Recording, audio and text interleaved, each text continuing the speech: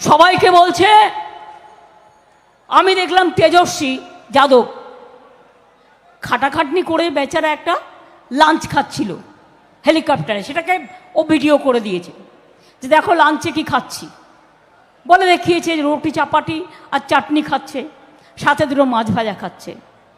তাই দেখে প্রধানমন্ত্রী বললেন, मछली खाता है, मांस खाता है, अंडा खाता है, हम तो क्या खाएगा, बंका छाता खाएगा।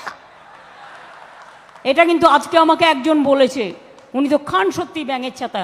আমাদের ব্যাঙের ছাতার 1 টাকা দাম, আর ওনার ব্যাঙের ছাতার একটা লাঞ্চে 4 লাখ টাকা দাম। ক্যালকুলেশন করে বলেছে।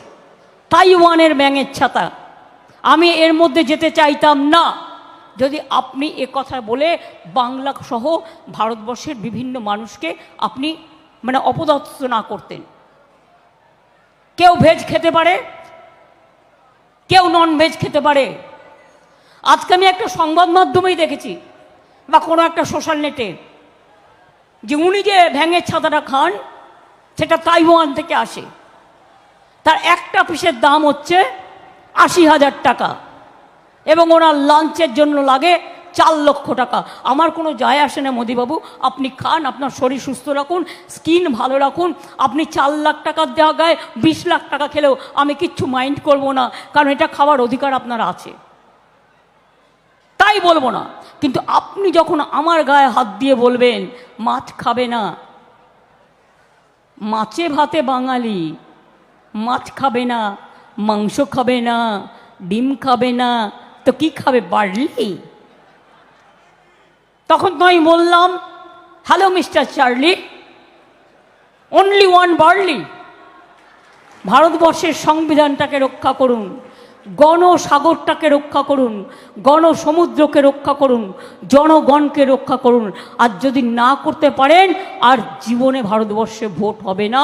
নরেন্দ্র মোদী এতটাই অটোক্র্যাট, উনি সংবিধান মানেন না, উনি ভোট করতে দেবেন না, এটা জেনে রেখে দিন।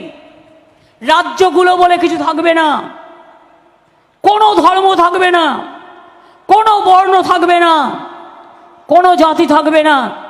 তাই বলি, মোদি যাক, দেশ থাক, দাঙ্গা যাক, দেশ থাক,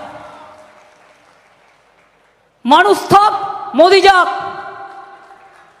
লুটেরা যাক, দেশ থাক, পকেটমার যাক, দেশ থাক, ছাত্র যুব চাকরি পাক, মোদি যাক, শ্রমিক কৃষক বেঁচে থাক, মোদি যাক। अली गली में शोर है, अली गली में शोर है, बीजेपी हटाओ।